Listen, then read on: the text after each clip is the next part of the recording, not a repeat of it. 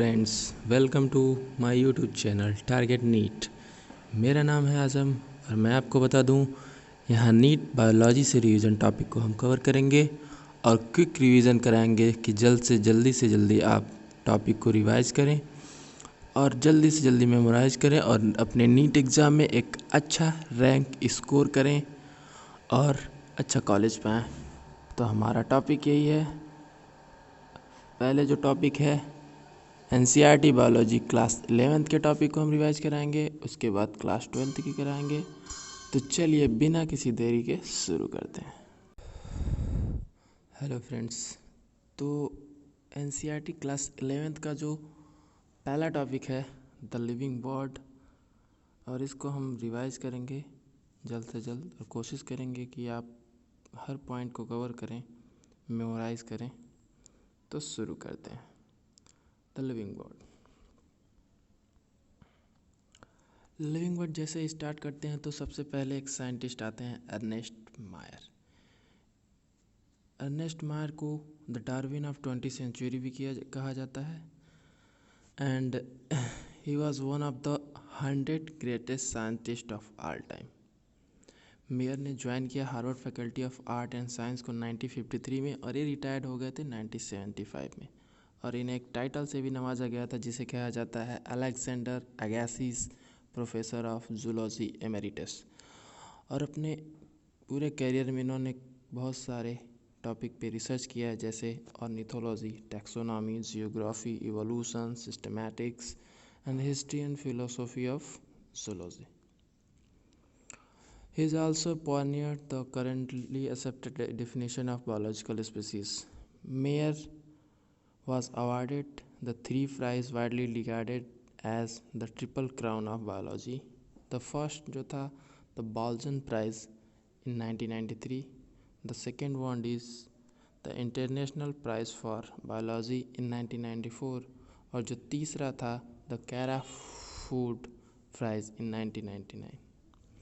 Mayor अपने ने 100 साल की उम्र में इनकी मौत हो गई थी 2004 में। तो चलिए आगे बढ़ते हैं। The living word. Living word में जो पहला पॉइंट आता है हमारा, the ecological conflict and cooperation among membrane members of population and among population of a community or even the molecular traffic inside a cell make us deeply reflected on what indeed is life. इसके दो question होते हैं। तो first है technical one and seek answer to what living is as oppose to the non living, और जो second one है is a philosophical one and seek answer to what the purpose of life. Next point है what is living.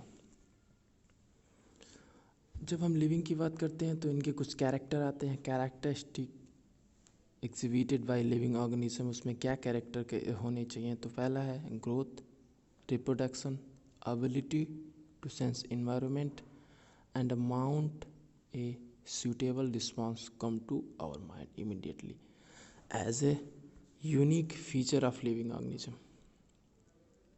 Unique feature होते हैं। One can add a few more feature like जैसे metabolism हो गया, ability to self replicate, self organise, interact and emergence to this list. फिर next point आता है all living organism जो होते हैं ग्रो करते हैं। एक मल्टी सेलुलर ऑर्गेनिज्म ग्रो करता है सेल डिवीजन से। प्लांट ग्रो करते हैं by cell division occur continuously throughout the life span. Animals में क्या होता है, ग्रोथ को सर्टेन एज तक ही देखा जाता है। और कुछ में सेल डिवीजन होता है जो टिश्यू को रिप्लेस करते हैं, लास्ट सेल जो होती हैं। Unicellular organism grow by cell division. One can easily observe this in vitro culture by simply counting the number of cells under the microscope. In majority of higher animals and plant, growth and reproduction are a mutually exclusive event. इस point को थोड़ा ध्यान दें आप लोग, यहाँ से question कई बार उठ चुके हैं। In majority of higher plant और एनिमल में क्या होता है, ग्रोथ और रिप्रोडक्शन दोनों एक एक्सक्लूसिव इवेंट होते हैं, म्यूचुअली एक्सक्लूसिव इवेंट होते हैं। आगे बढ़ते हैं, अगला पॉइंट यहाँ से आता है, growth exhibited by non living object is by accumulation of material on the surface. In living organism, growth is from inside. इसलिए कहा जाता है growth is therefore cannot be taken as a definite property of living organism. Non living में होता है accumulation of material on the surface, इसे growth कहा जाता है, और जो लिविंग में होता है ये इनसाइड ग्रोथ माना जाता है। इसीलिए ग्रोथ को एक डिफाइनिंग प्रॉपर्टी लिविंग ऑर्गेनिज्म की नहीं ले सकते। नेक्स्ट टॉपिक आता है, पॉइंट आता है हमारा reproduction. Likewise is a characteristic of living organism. आगे बढ़ते हैं, रिप्रोडक्शन में क्या होता है आपको पता है, reproduction of progeny processing feature more या लेस अपने पेरेंट्स से मिलता जुलता कैरेक्टर होता है।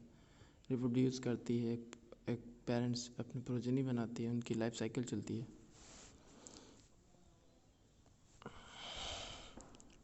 Invariably and implicitly we refer to sexual reproduction के बारे में हम पढ़ेंगे ऑर्गेनिज्म में, और भी एसेक्सुअल रिप्रोडक्शन भी होते हैं।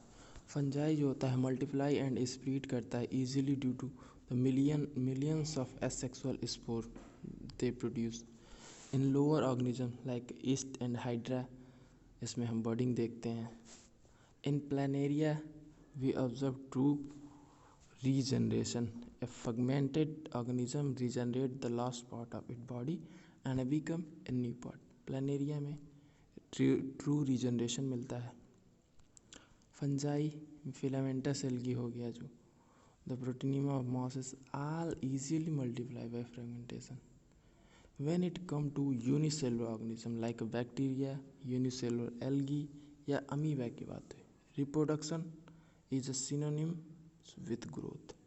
यूनिसेलुलर ऑर्गेनिज्म की जैसे बात होगी बैक्टीरिया, यूनिसेलुलर एल्गी या अमीबा की बात होती है, तो reproduction is a synonyms with growth, increase in number of self. Next point आता है, many organism which do not reproduce, जैसे हो गए म्यूल, स्टेराइल वर्कर बीस, infertile human couples etcetera. Hence, reproduction also cannot be an all-inclusive defining characteristic of living organism. Another characteristic of life is metabolism. Metabolism सभी को पता है क्या होता है। ऑल दिस केमिकल रिएक्शन हमारे बॉडी में बहुत चलते हैं, बहुत सारे केमिकल मिल के एक नए केमिकल को बनाते हैं, नए कंपाउंड बनता है, फिर वो टूटता है, कुछ और उससे एनर्जी रिलीज होती है। तो ये बहुत सारी जो रिएक्शन चलती रहती है हमारी बॉडी में, ये इसे कहते हैं metabolism.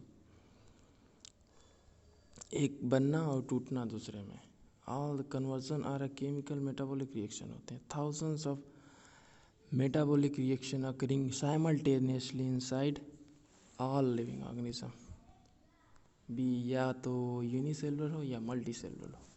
All plant, animal, fungi and microbe exhibit metabolism.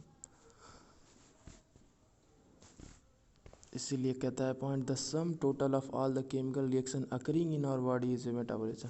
No non living object exhibit metabolism. एक पॉइंट आता है फिर, an isolated metabolic reaction outside the body of an organism performed is in a test tube is neither living or non-living। एक isolated metabolic reaction outside the body of organism जो हो रही है एक टेस्ट ट्यूब में होती है, तो वो तो ना ही लिविंग है या नॉन लिविंग, दोनों ही कैटेगरी में नहीं आती। यहाँ से क्वेश्चन कई बार उठा है, सीधे सीधे ये लाइन ही उठा के पूछती है कि यह क्या ये करेक्ट है या इनकरेक्ट है। Hence, metabolism is a defining feature of all living organisms without exception। ये पॉइंट भी यहाँ से क्वेश्चन उठे हैं। Isolated metabolic reaction in vitro are not living thing.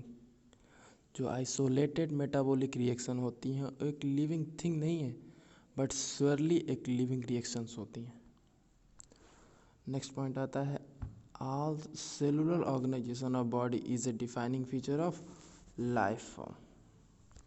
इसमें ये बताया जाता है ability to sense the surrounding और एनवायरनमेंट एंड रिस्पॉन्ड। हम कैसे करते हैं इन्वायरमेंटल स्टिमुली को। ये फिजिकल भी हो सकता है, केमिकल भी हो सकता है, बायोलॉजिकल भी हो सकता है। हम सेंस करते हैं अपने एनवायरनमेंट को अपने सेंस ऑर्गन से। प्लांट रिस्पॉन्स करते हैं एक्सटर्नल फैक्टर जैसे लाइट हो गया, वाटर, टेम्परेचर, अदर ऑर्गेनिज्म के या पॉल्यूटेंट के through. All the organism prokaryote से लेके मोस्ट कॉम्प्लेक्स यूकैरियोट तक वो सेंस करते हैं और रिस्पॉन्ड करते हैं इन्वायरमेंटल क्यूज़ को। फोटो पीरियड इफेक्ट करता है सीजनल ब्रीडर में, बोथ प्लांट एंड एनिमल दोनों में होता है। All the organism therefore are aware of their surrounding. सब लोग अपने सराउंडिंग से अवेयर होते हैं, but human being is the only organism who is aware of himself. हमारी प्रजाति, एक ह्यूमन की प्रजाति ऐसी है जो अपने आप से हम लोग अवेयर रहते हैं, सेल्फ कॉन्शियसनेस जिसे कहते हैं। इसीलिए कहा जाता है consciousness therefore become a defining property of living organism. Next बढ़ते हैं टॉपिक में। तो फिर आता है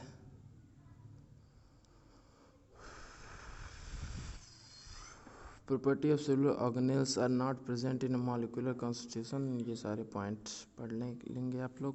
मेन पॉइंट पे हम चलते हैं। The interaction result in emergent property at a higher level of organisation.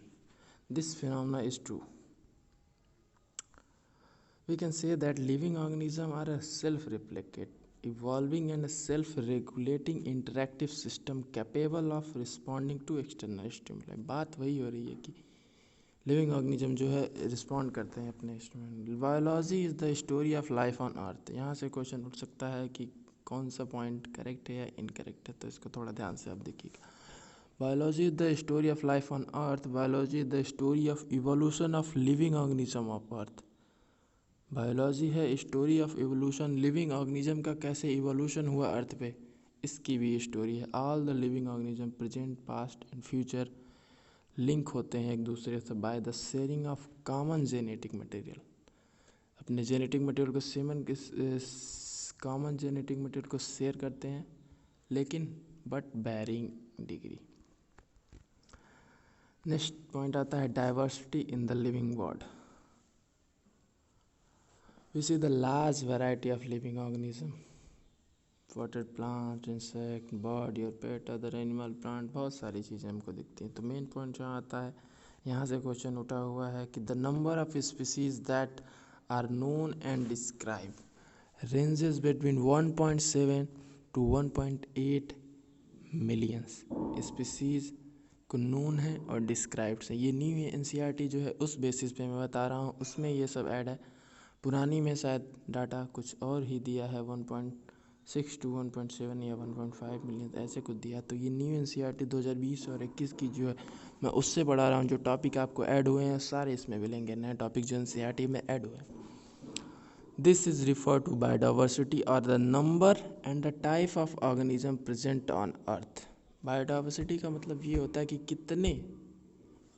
कितने नंबर उनका क्या है और किस तरह के टाइप उनके क्या ऑर्गेनिज्म जो अर्थ पे पाए जा रहे हैं।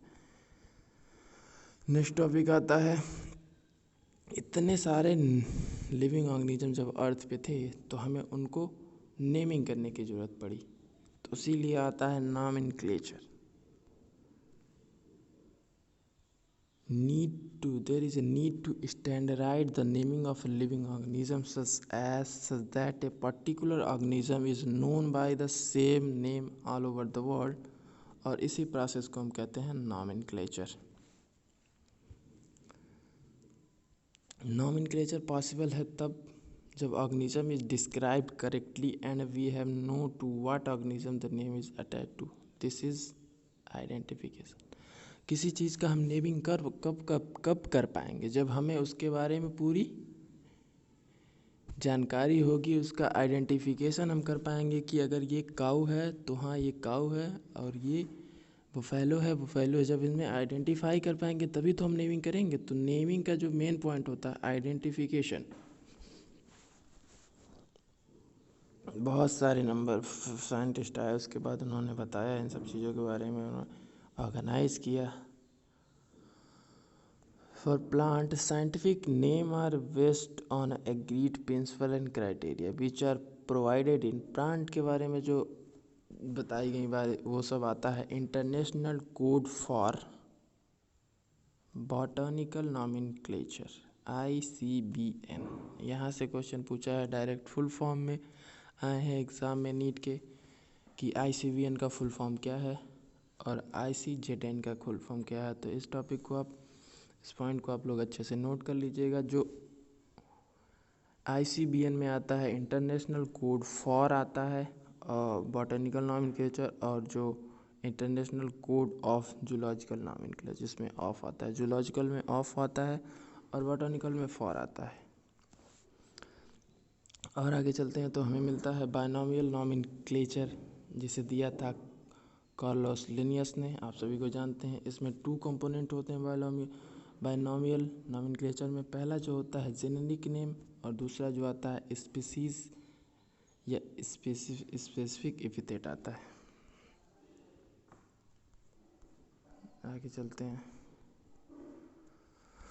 जैसे मैंगो का जो नाम दिया गया है और बायनॉमियल नाम के जो आगे में चलते हैं आगे देख लेंगे इसको। जो बायोलॉजिकल नेम होता है जनरली ये होता है लैटिन में, लैटिन भाषा जो होती है उसमें होता है और इसको रिटन किया जाता है इटैलिक्स में। द फर्स्ट वर्ड जो इसका होता है रिप्रेजेंट करता है जीनस को और जो सेकेंड आता है वो रिप्रेजेंट करता है स्पीसीज को या स्पेसिफिक एपिथेट भी इसे कहते हैं। Both the word in a biological name जब इनको हैंड रिटन किया जाता है तो दोनों वर्ड जीनस और स्पेसिफिक दोनों को सेपरेटली अंडरलाइन किया जाता है और जब ये प्रिंटेड रहता है तो इटैलिक्स में होता है जो बताता है इसकी लैटिन ओरिजिन को। फर्स्ट वर्ड जीनस का जो फर्स्ट वर्ड स्टार्ट होता है कैपिटल लेटर से होता है और स्पीसीज का जो लेटर स्टार्ट होता है वो स्मॉल लेटर में होता है। जैसे मैंगो, यहाँ पे आप देख सकते हैं मैंगो का जो बायोलॉजिकल नेम है मैंगीफेरा इंडिका, तो इसमें आप देख सकते हैं कि जो जीनस का नेम स्टार्ट हुआ है कैपिटल लेटर से और स्पेसिफिक है इंडिका। तो इस तरह से होता है। चलिए आगे चलते हैं।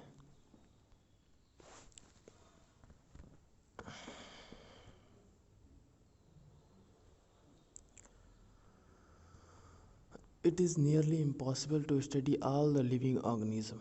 It is necessary to devise some means to make this possible. सबको स्टडी करना पॉसिबल नहीं था, इसीलिए हमें कुछ करना था, ऐसे कुछ प्रोसेस या एक ऐसा तरीका ढूंढा जाए जिससे ये सब करने में आसानी हो इन्हें जानने में। This process is classification. Classification is the process by which anything is grouped into convenient category based on some easily observable character. इसको क्लासीफाई किया जाए कुछ आसानी से दिखने वाले कैरेक्टर जिसको देख के ही बताया जाए कि ये उससे अलग है, इसको क्लासीफाई किया जाए। जैसे हम आप देख के बताते हैं dog is not a cat, Alsatian जो कि एक डॉग की वैरायटी है। जब हम द वियर्स डॉग ये सब मैमल्स में आते हैं। जब आप कोई भी चीज़ देखते हैं, जैसे अगर हमने कहा आपको एक आम का पौधा है, आप उसको इमेजिन कीजिए, तो आप आम के पौधे को अपने इमेजिन करते हैं तो आपको आम का पौधा दिखता है, सिंपल सी बात है। Cats, mammal, wheat, rice, plant, animal are a convenient category we use to study organism. The scientific term for these category, in category को एक अलग अलग कैटेगरी में इन्हें स्टडी करते हैं और इन्हीं कैटेगरी को साइंटिफिक टर्म में टैक्सा कहा जाता है। टैक्सा इंडिकेट करता है कैटेगरी को एट वेरी डिफरेंट लेवल पे। Plant also form A taxa, wheat also a taxa, animals mammal dog सारे टैक्सा में आते हैं। बट हमें पता है कि डॉग एक मैमल है और मैमल एक एनिमल में आता है। Therefore animal mammals and dog represent करते हैं टैक्सा को, लेकिन एक डिफरेंट लेवल पे। इसीलिए based on characteristic all living organism can be classified into different taxa. This process of classification is called taxonomy. Taxonomy का डिफिनेशन पूछ सकता है कि which of the following is A correct on the given below, तो आपको ये बताना पड़ेगा taxonomy. All the living organism can be classified into different taxa and this is process of classification is taxonomy. Internal and external structure along with the structure of cell development process and ecological formation of organism are essential and form the basis of modern taxonomic study. Hence characterization, identification, classification and nomenclature are the process that are basic to taxonomy. जो पहले का classification था, the earliest classification based on the uses of various organism. Next आते हैं तो हमें मिलता है the branch systematic. Systematic word drive किया गया है एक लैटिन वर्ड सिस्टेमा, जिसका मतलब होता है means systemic arrangement of organism. Linnaeus ने अपने पब्लिकेशन के टाइटल को यूज़ किया था सिस्टेमा नेचुरी में। पब्लिकेशन जो उनकी थी टाइटल उसका सिस्टेमा नेचुरी किया था, उसमें इस बारे में जिक्र किया था। The scope of systematic was later enlarge to include, इसके स्कोप को इनलार्ज करके इसमें इंक्लूड किया गया identification, nomenclature and classification. Systematic take into account evolutionary relationship between organism, ये पॉइंट भी इंपॉर्टेंट है। नेक्स्ट पॉइंट आता है टैक्सोनॉमिक कैटेगरी। क्लासिफिकेशन को एक सिंगल स्टेप में नहीं किया जाता, इसको बहुत छोटे छोटे स्टेप में डिवाइड किया जाता है, जिन्हें हायरार्की ऑफ स्टेप कहा जाता है। और ये स्टेप रिप्रेजेंट करते हैं एक रैंक को या एक कैटेगरी को। और इस टैक्सोनॉमिकल अरेंजमेंट जब इनका किया जाता है तो इन्हीं को टैक्सोनॉमिकल कैटेगरी कहा जाता है। और ये सारे कैटेगरी एक साथ आगे बनाते हैं टैक्सोनॉमिक हायरार्की। और each category refer to as, और जो एक कैटेगरी होती है वो रिफर करती है यूनिट ऑफ क्लासिफिकेशन के बारे में बताती है, इनफैक्ट रिप्रेजेंट करती है एक रैंक को।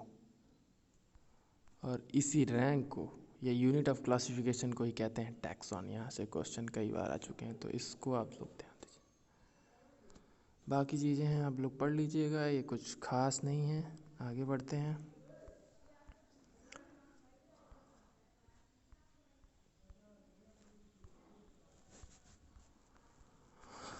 अगला टॉपिक आता है कि अब हमें इंडिविजुअल तरीके से पढ़ना है इस चीज़ को, स्पीसीज़ के बारे में। व्हाट इज स्पीसीज़, क्या होती है?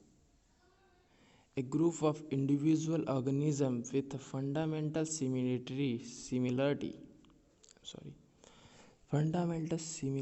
As a species. एक स्पीसीज़ को दूसरे स्पीसीज़ से हम कैसे रिलेट करते हैं, क्लोजली कैसे डिस्टिंग्विश करते हैं? Based on morphological difference. जैसे कंसीडर करते हैं Mangifera indica, Solanum tuberosum, potato, Panthera leo जो लायन होता है। ऑल द थ्री नेम जो आते हैं इंडिका, ट्यूबरोसम एंड लियो, ये रिप्रेजेंट करता है कि स्पेसिफिक एपिथेट को। और जो फर्स्ट नेम आता है वो जीनस को रिप्रेजेंट करता है, जैसे मैंगीफेरा हो गया, सोलेनम हो गया, पैंथेरा हो गया। Each genus may have one or more than one specific epithet representing different organism but having morphological similarity।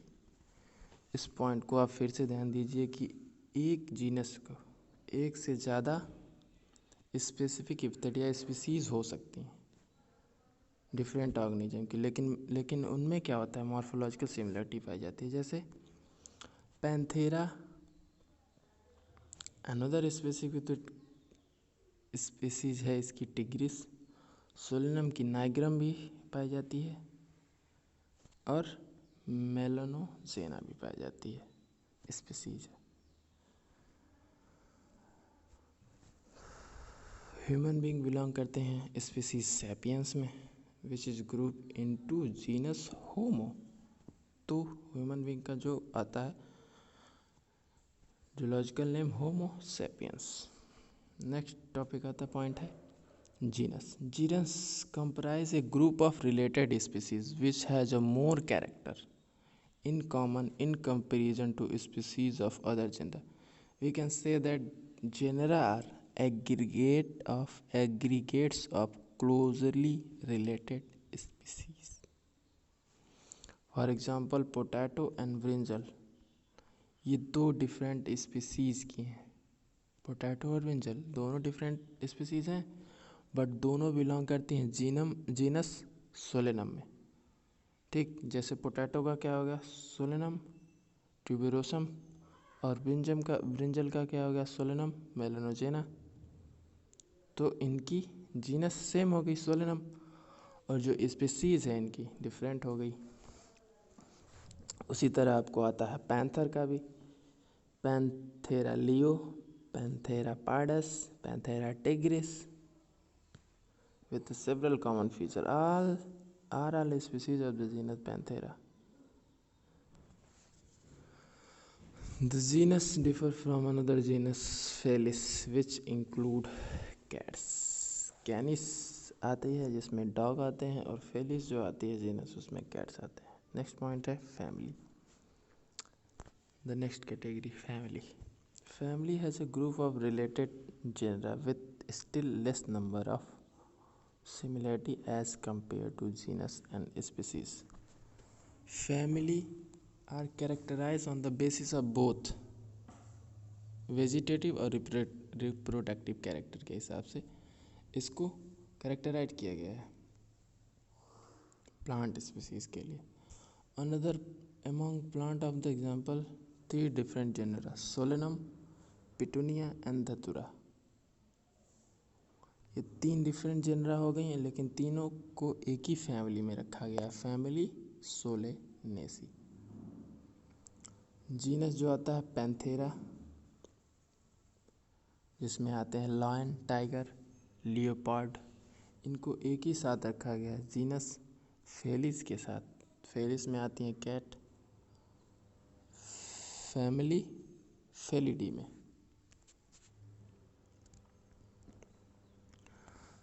और यहाँ पे बताया जा रहा है कि अगर कैट और डॉग में आपके फीचर को ऑब्जर्व करेंगे तो कुछ आपको सिमिलरिटी भी मिलेगी, कुछ डिफरेंस भी मिलेंगे। इसीलिए इन दोनों को डिफरेंट फैमिली में रखा गया है, कैट और डॉग को। कैट को फैमिली फेलिडी और डॉग को कैनिडी। नेक्स्ट पॉइंट आता है order. You have seen order are other higher taxonomic category are identified based on the aggregates of character. Order higher category में आता है।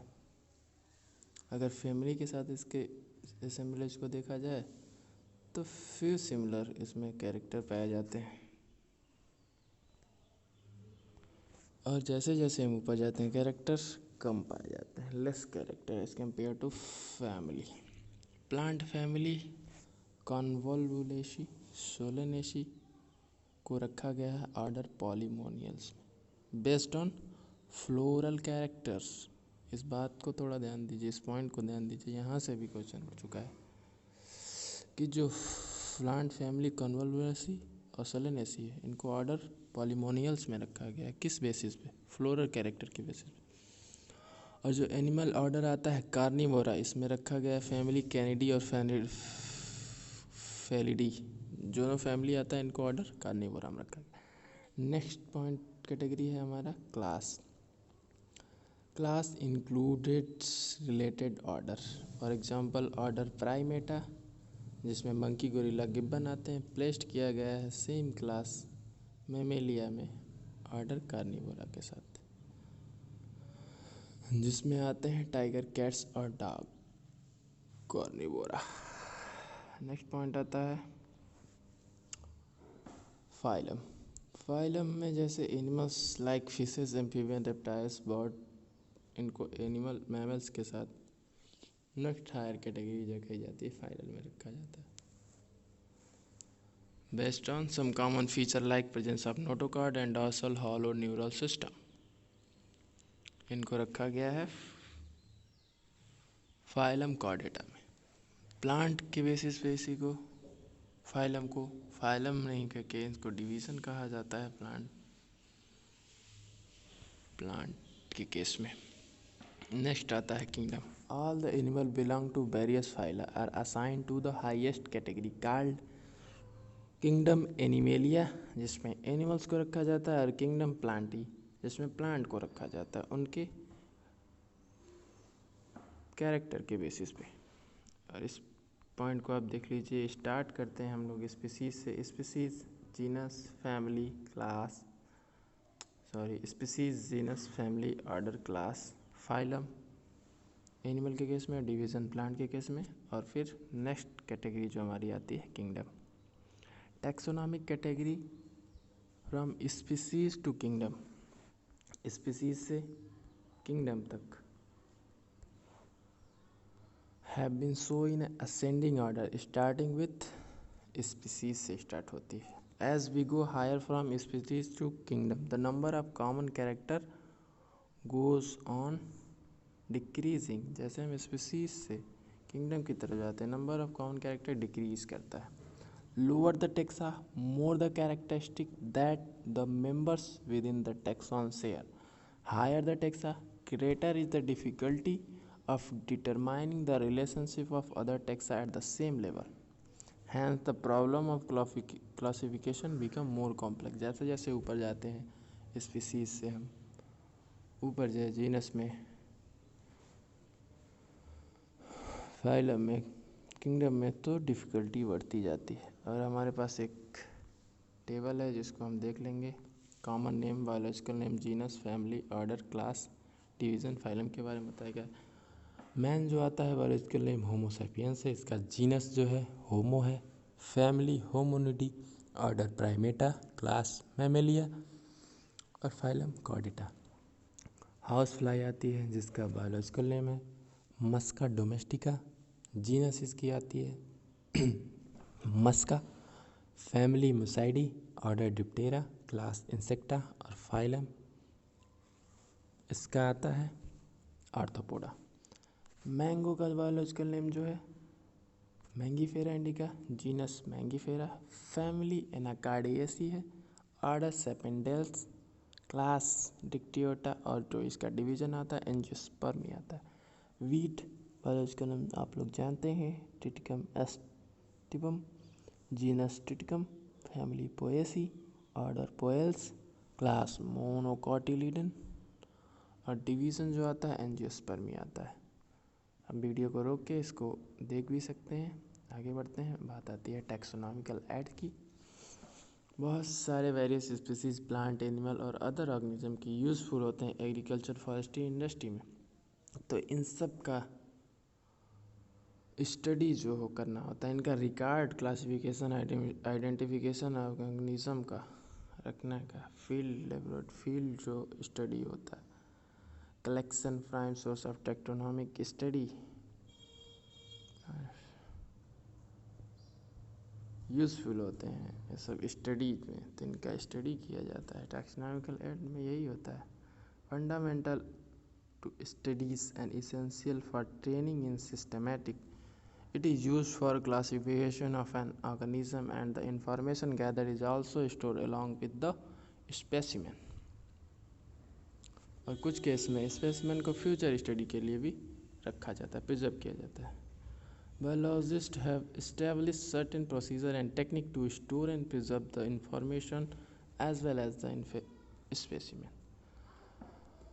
Some of these explain help to understand the user of the taxonomic add का use क्या है उसी बारे में हम लोग पढ़ते हैं। तो अगला पॉइंट है हर्बेरियम। हर्बेरियम के बारे में आप सभी लोगों ने सुना होगा। Herbarium is a store house of collection of plant specimens that are dried. सूखे प्लांट को आप लोगों ने इंटर अपने क्लास में बनाया होगा, जब आप लोग सबमिट किया जाता है अपने इंटर या हाई स्कूल में, जो भी आप रहे होंगे। Dried, pressed and preserve on sheet, plant specimen that are dry, pressed and preserve on sheet, ये होता है हर्बेरियम। इन शीट को अरेंज किया जाता है अकॉर्डिंग टू यूनिवर्सली एसेसिव सिस्टम ऑफ क्लासिफिकेशन। और साथ में उनका डिस्क्रिप्शन भी रहता है हर्बेरियम सीट पे अपना पूरा कि फ्यूचर में उन्हें अगर यूज़ करना हो तो डिटेल उनका पता हो। Herbarium sheet carry a label providing information about date, place of collection, English, local, botanical, family, collectors name. Herbaria also serve as a quick referral system in taxonomical study. Next point आता है botanical garden. Botanical garden collection of living plant for reference. इस plant species को grow किया जाता है in garden for identification purpose के लिए, और इन पे लेवल भी होता है scientific bye botanical name and it family का नेम होता है। बॉटनिकल गार्डन की बात हो रही है। Famous botanical gardens are at Kew England में है, और इंडियन बॉटनिकल गार्डन हावड़ा में है, इंडिया में, जो जानते हैं। National botanical research institute NBRI जो कि हमारे लखनऊ में है। नेक्स्ट पॉइंट है म्यूज़ियम। म्यूज़ियम जनरली सेटअप किया जाता है एजुकेशनल इंस्टीट्यूट, स्कूल या कॉलेज में। म्यूज़ियम में क्या होता है, collection of preserve of plant animal species for study and reference के लिए रखा जाता है। एक प्रिजर्वेटिव सोल्यूशन में रखा जाता है कि वो ख़राब ना हो। आप लोग जानते हैं उसमें क्या होता है, फॉर्मेलिन या formaldehyde 40%। Plant and animal species are also preserve as dry specimen. Insect को प्रिजर्व किया जाता है after collecting, killing and pinning. Larger animal जैसे बर्ड्स एंड मैमल को स्टफ्ड एंड प्रिजर्व किया जाता है, और ह्यूमन स्केलेटन को भी रखा जाता है म्यूजियम में। जूलॉजिकल पार्क के बारे में पढ़ते हैं। वाइल्ड एनिमल्स को केप्ट किया जाता है, उनके अकॉर्डिंग इन्वायरमेंट प्रोवाइड किया जाता है, जहाँ पे लर्न किया जाता है उनके फूड हैबिट, उनके बिहेवियर के बारे में। और हमारे शहर में अवेलेबल भी है जू के नाम से। अगर आप किसी भी शहर में रहते होंगे नज़दीकी जू में, आप कभी ना कभी गए ही होंगे। उनको कंडीशन प्रोवाइड जाती है नेचुरल हैबिटेट की, जैसे उनको होता है की। नेक्स्ट पॉइंट आता है की एक टैक्सोनॉमिकल ऐड है, यूज़ किया जाता है identification of plant and animal based on similarity and dissimilarity. Keys occur होते हैं जनरली, ये पेयर में पाए जाते हैं, इन्हें कपलेट कहते हैं। It represent the choice made between two opposite option. दो ऑप्शन के बीच में एक को एक्सेप्ट किया जाता है, दूसरे को रिजेक्ट किया जाता है। Each statement in the key को लीड कहते हैं। क्वेश्चन यहाँ से आया हुआ है। की का जनरली एनालिटिकल इन नेचर होते हैं। Flora, manuals, monograph and catalog are some other means for recording description. They also help in correct identification. Flora का जो यूज होता है actual account of habitat and distribution of plant of a given area. These provide the index to the plant species found in a particular area. Manuals क्या होता है, manuals useful in providing information for identification of names of species found in area. Manual